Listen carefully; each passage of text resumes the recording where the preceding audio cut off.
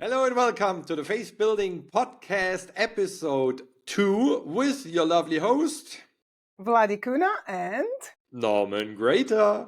And today we want to touch on the topic we started yesterday in episode 1, and we spoke about the voice in your head and the voice in your mind. And the voice kind of builds your character, and we want to slide right into character creation and your point of self, how you approach yourself. And Vladi, the other day I watched a little movie clip by the wonderful Miles Monroe, and Miles talked about creating your character. And I realized that if we want to build faith in our life, it helps to have a strong character. And the thing he mentioned, he said, as we all know, our life is primarily based on our values that we have, yes, and values that we hopefully try to live best. And he brought an example that really made me think. He said, let's say your main value in your life is respect. You want to be respected, you respect other people, and let's say in your workplace, you really push that through. You demand respect, and if you're a teacher, for instance, you send the pupils out that are not respectful, and you make them do some extra work, and that's totally okay. But where your character might break is if you drive in your car and you throw something out of the window, because then you're disrespectful to nature. Or you watch some secret movies at midnight and don't tell your spouse. So you're disrespectful versus or in regards to your spouse. And this really made me think if I kind of live my values in all kind of meaning and sense, because like the obvious things, it's pretty clear. But he mentioned, if you could live your life, and we spoke about that the other day when we spoke about the camera, if we would know that a camera is on us, like you shared in episode 1, the eye that is watching you, that you saw as a child, if you would know that somebody is watching you all the time, would you do all the things that you do? Would you speak to other people the way you do? Would you do things in private, in secret, because you say, nobody's watching, it's just for me, nobody's in the house, nobody's in the room, nobody will pay attention?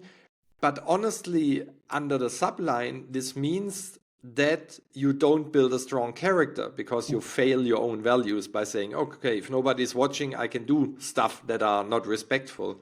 And I thought that's a very interesting topic to touch today. What do you think about it?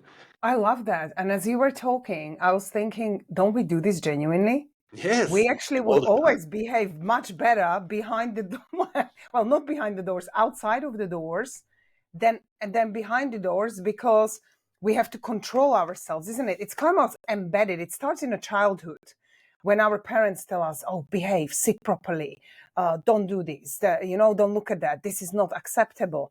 And really, these are the paradigms, really, but we build the character with this. I love the way you put it, because it's really funny, because when I work with clients, the first thing I ask them, not the first thing, but one of the initial classes to growth is, do you know what your core values are? And I know me and you, we talked about this and we've been studying this.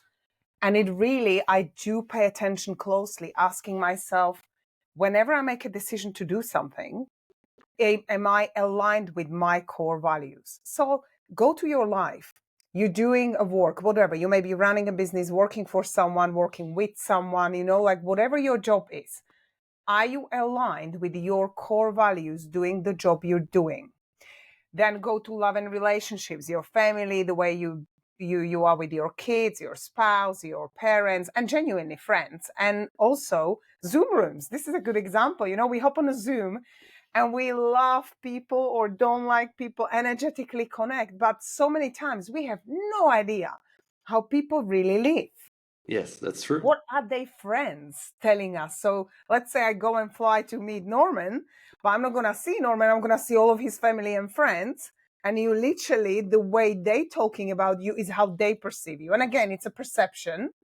And people don't know the full story always, because sometimes they don't want to. But it is a great talk. And I love that you brought this up, because I really believe having a core values. So I do have my core values set.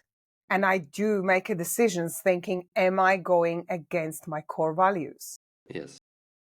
And the interesting thing, as you just mentioned, the perception, I thought it's so interesting that, I mean, it happened to me, and probably you're guilty as well.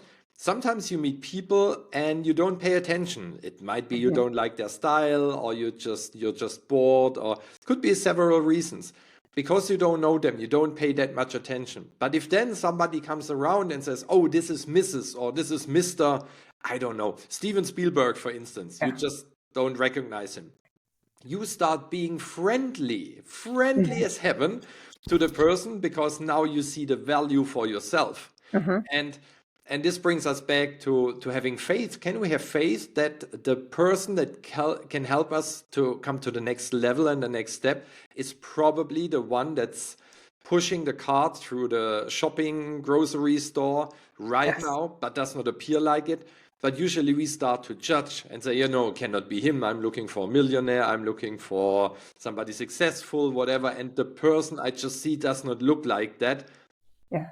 And we try to judge. And this leads us even deeper in our topic for today. I just, while you spoke, remembered that I read the story at one point, and I'm not sure if it's true, but I like the story that when you come to Amazon, where Jeff Bezos many years ago founded Amazon, in every meeting room there's an extra chair, and usually it's the nicest chair in the room. So when they have an internal team meeting, there's one extra chair, and it's the nicest chair of all of them.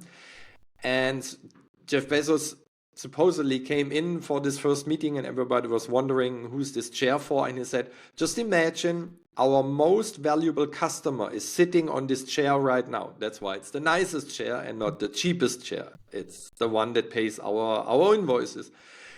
Just imagine this precious and valuable customer is sitting there and listening to our conversation. Mhm. What would you say if you would know that your customer is in the room? And the same thing, you spoke about Zoom rooms. I know we all have talks with friends and family members and relatives, and sometimes we try to gossip about other people or say something not really unpolite because it might be true, but the way we phrase it, it's very unpleasant. And we would Yes. phrase it differently and probably more polite if the person would be in the room, or we would Yes. not say it at all.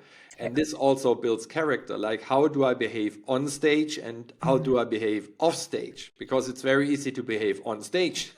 But if we want to build a strong character and build faith in our life and have a strong radiation to the outside, we Mhm. cannot break, let's say, our role of character. We need to stick to the character based on our values that we have. Yeah, it's so true. As you talking, two things came to my mind, and the first one is I love the golden and diamond rule. I'm sure you're aware of it, but golden rule is treat people the same way you would love to be treated. So we like to be treated well, and genuinely, golden rule is treat people the same way. But diamond rule is treat them better than you would love to be I treated, like that. which builds even more character because you're going that extra mile. And in a personal development world, we know how important are the people who stand out, are the ones who cause impression of increase. They do go that extra mile, doing that little extra thing. It can start with something simple as smiling at people. Sometimes people say, oh, if I had more money, and this is a really good example, oh, I would be buying presents and doing stuff for people more. I said, but this is, again, we're trying to fill an outside void of us, which is not really building the character and building the inner world of ourselves. Because I can just say, oh, you look amazing today. Oh, I love the jumper on you. And today I love your energy. And mainly, if you say to the person, you can sense that there's something wrong. That's the Absolutely. thing we need to say. And that's what you're talking about. Is like, what are those things? And there was another thing that actually popped in my mind, and that was aligned. Like, I really would like to invite all of you listeners to really sit down and think about what are your core values, because that will really beautifully blend with the voice we talked about. And Norman, today I did the exercise. I mean, I did it yesterday as well after we spoke, and we talked to people about the voice, and I really paid attention to the voice today. So I was driving and I thought, oh my God, it doesn't shut up. It's just always Yes. there. And these opinions. But I realized one thing, which actually Michael Singer is talking about in that beautiful book we mentioned to you guys, the Tethered Soul. And he said the voice does not care whether you talk negatively or positively. Yes, So now absolutely. bring your awareness into what you're doing and notice whether you are being dominantly positive or whether you're focusing on what's wrong. Because really, if you're giving more attention into what's wrong, what is just not the way you would love, and people are just grumpy and all this kind of stuff, you're attracting more of it. You become a magnet for attracting more of this wrong. Well, in our, obviously, it's a perception as well, but what you may perceive as being wrong. But Yes. if you're focused on a positive, then it will help you to become stronger. And really, it's the faith building. And the faith building is the word we chose for a reason, because everybody talks about belief. We talk faith as almost on three different versions of level of the plane: the intellectual, the physical, and the emotional. Because really, faith is a belief in the higher spiritual level, I'd say. But like I'll hand it back to Norman. But what do you think? It's that, especially the golden and diamond rule. I really think that's a great practice to do. It is, and I never heard that it's called a golden rule and a diamond rule. Mm. I just learned at one point, like, treat others the way you want to be treated is nice. Mm-hmm. And if you really want to touch their heart, treat others the way they want to be treated. Mm-hmm. Because if I Oh, treat you interesting. the way I want to be treated, I would say bring pizza and still water all Okay. day. I could eat pizza and drink still water all day. But if you're more like a juice drinker and Yeah. maybe vegetable eater, you don't really like the pizza still water idea. Mm. So if we really want to treat people nice, treat them the way they want to be treated. And therefore, we need to know who is the other I one. like And that. this brings us, of course, to a total different topic we can touch probably in episode 3. Like, most people, I realize, seem to care only about one person, and that's about Mm-hmm. themselves, which is for character building a good thing. And of course, Mm-hmm. we know you should be happy first, but I mean it more in an egoistic way. You come Mm-hmm. somewhere and they just talk about themselves. They don't ask you any questions. If you keep the conversation flowing and you ask them Yeah. questions, they talk for 3 hours, but not Mm.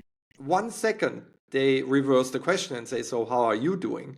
And this is basically what you just mentioned about the voice we had in episode 1 in our mind. I just had the example in my mind of a warehouse. Let's imagine, in my case, for 47 years, I have a warehouse that's stuck and filled with impressions, with ideas, with experiences from 47 years. And let's say we have on one side are the positive ones and on the other side the negative ones. And the voice in our mind is kind of, yeah, the person in charge of the warehouse. So if I would Mm-hmm. have thought 80% negative in all my life experience, I would focus only on the lack. I would only focus on what's not going well. I would focus on what's missing. Let's say I inherited and collected 80% negative experiences and pictures and belief-based statements and only 20% positive. Then, of course, this janitor, this Mm-hmm. voice, could only get 80% negative and 20% positive. He can only work with the stuff that's in my warehouse. So it's Mm-hmm. not the voice that is bad. It's like you said, it's about perception, is where did I put my focus on? Did I see that, I don't know, my meeting this afternoon got canceled, that this is a possibility? Or this is a failure, or this is a big mistake, or this is whatever we want to call it. And as you know, my blue glasses stand exactly for that. Can I see the good thing in it? Can I say that's good, whatever happens? Yeah. Because then I will put more storage in my warehouse for positive things, and therefore my voice, my janitor in my warehouse can draw from more positive things. And this is Mm. something that we all can do on a daily basis. I love that. You know what it reminded me? It's funny how we're leading each other in a story, but it reminded me of my grandfather again. And he used to say that we have memories, and everything we experience in this lifetime we were given, we actually store it in he called it drawers. So he said, at some point at your life, you can always ask your mind to go back. Obviously, he used to call it brain because, those days it wasn't so sort of well known as now. We know that it's not the brain, it's the mind. But he used to say, you go back and you can find that information in the drawer. Once you experienced it, whether it's good or bad, and this is what exactly you're talking about. It's the same, even analogy, the storehouse and the warehouse, because he talked about just the drawers, obviously not as a room. But he would just say, you go and find that information, you will always find it. But when you were talking, it's interesting because it made me realize that his story was really the same thing, going, you find either positive or negative. And really, it's like a cup of coffee, isn't it? We're adding the black into the clean mind. Yes. And it will get darker, but it takes way more clean water to actually take out the darkness than it actually happens. And another thing he used to say, my grandfather he said the largest room in the world is the room for improvement. And I know it's stuck in my head as is like there's always something we can do better and we can do differently. But as we both really passionately study is find the joy in the journey. Find the joy in the present moment. And I've just done a yoga class this morning and she kept saying, notice how you're feeling right now. How far can you go today in this moment? Like next time, maybe this flying posture, it's for 2025. We all laughed because, we weren't quite flying. And she just said, just be aware and just say thank you to your body for bringing you to the posture now and try and get deeper, but just allow yourself to be grateful that you got to the moment the way to the part of the posture that you are now. And if you can't go further, that's where you need to be today. And it really brought me in a beautiful physical sense, obviously, into the mind going, we're not allowing ourselves so often a space where we just praise ourselves. Yes. Praise like we're doing the praise and appreciation journal, where we praise ourselves for the good things we do. Like, okay, pat yourself at the back almost. And I remember when I've heard it first time, I was like, I'm not patting myself on the back, like it almost feels that sometimes you entertain an idea of being selfish, isn't it? But this intertwines into the subject we're having, the voice. What's the self-talk you're having? Because the self-talk is the voice. Yes. The voice is the way you talk into yourself. And if you met yourself, would you love yourself? Would you love to spend more time with you? Would you take yourself on holiday, really? But obviously, this is a challenging question, but it really comes back to our last episode when we talk about be the voice, be the awareness that notices what the voice is saying.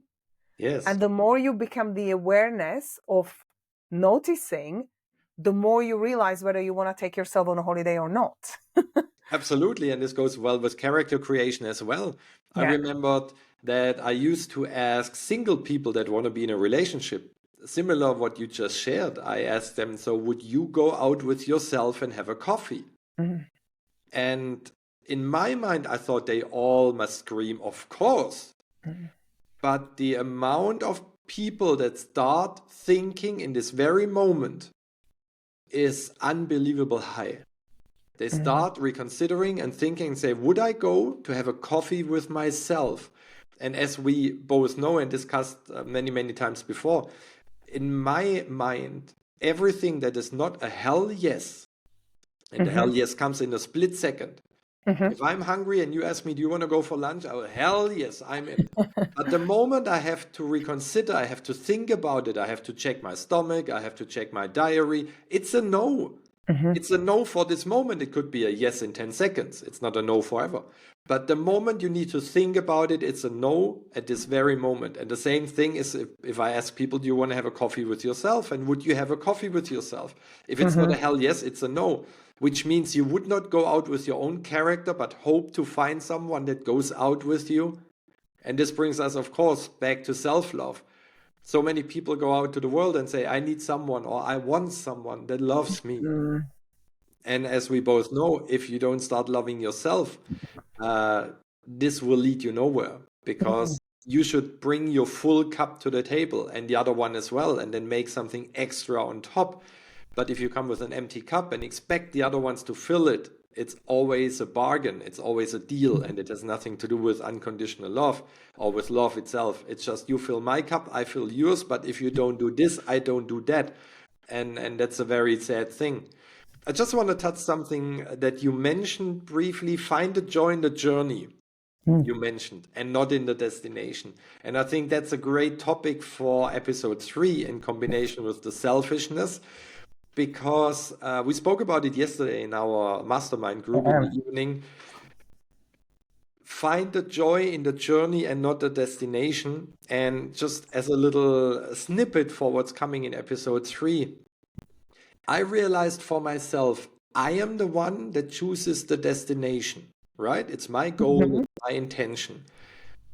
So if I then have no fun on the way towards the destination, maybe my destination is wrong. Because You know, yeah, I'm it gonna brings jump in. faith and And now self-worth. imagine people sometimes somebody else chose their destination. So Yeah. it is possible now because you're growing and because who you are already. Yes. But there are people who don't even realize that somebody else chose their destination. I mean, obviously it's mostly parents. We choose something for our kids because we, in our opinion, do the best and want them the best, but it may not be the best for them. Yes. And we only realize this in the longer term, but I'll hand it back to you. But because you chose the destination, it's if you have the character, if you have the aligned core values and you're growing and you're building faith and you believe in yourself, then you do have that gut feeling and intuition, knowing that that's the right thing for you to do. And you can only get there if you really are growing and really focusing on growth and fun and joy. Yes. And it's like it goes also well together with this relationship talk we just slided into. If I want to have a partner, but it bothers me that I do online dating or meet people or whatsoever, that's the energy I'm sending out. Yes. It's the lack energy. Oh, I don't have it, but I want it. If I send lack out, I can only, get lack back. It's like we spoke in episode 1. Whatever I put in the ground, I will eventually harvest. It's not the ground's fault. It's not the camera's fault what the camera is filming. It's not God's fault what you are doing or not doing. You have free will. So I think it's so important to realize we only have the now. And we don't have tomorrow, we don't have in 1 week, because tomorrow and in 1 week it's again now, if it's now this very moment. And we should enjoy more the now we have right now on the way to the destination that we chose, because through that we will grow, we will develop, and without that we know nothing makes sense. So I think this gives us a beautiful jumpstart into episode 3, where we'll speak more about the journey on the way. And not just finding journey and not just finding joy in the destination. Yeah, I love that subject, and I look forward to talking more about that. And we can actually throw in a little bit of self-love and relationships, on the way, because that is really. And I'm gonna finish it with I'm a climber, which maybe most of you don't know yet. But the reason I love climbing is because you have to be present in the moment. The steps or the climbs you already passed, you can't do anything about it. You're grateful that you're going up. You look up and you see the top sometimes so far away. But actually, proper sort of climbers and hikers can understand what I'm saying. You only worry about what's the step ahead of you. Because you know that if you don't give your full yourself, whatever challenge or joy, some parts are quite difficult. So, they might get stuck and, the team help each other. This is why I love it as well, because it's a teamwork and we're all rising together. But you have to be present in the moment. You can't think, how am I going to up there under the summit handle that part? It doesn't really matter, because if you don't focus on the present one, you probably won't even get up there. So that is a great topic for the next week. So that's my final line. Absolutely. And we thank you very much for listening or for watching, and keep shining. And if you really need the journal that Vladi mentioned earlier about the gratitude, stay tuned. Something will be coming very soon from Vladi's side to support you in that. Thank you. With having that said, we wish you a wonderful day, and we're here and see you soon. Bye-bye. Bye.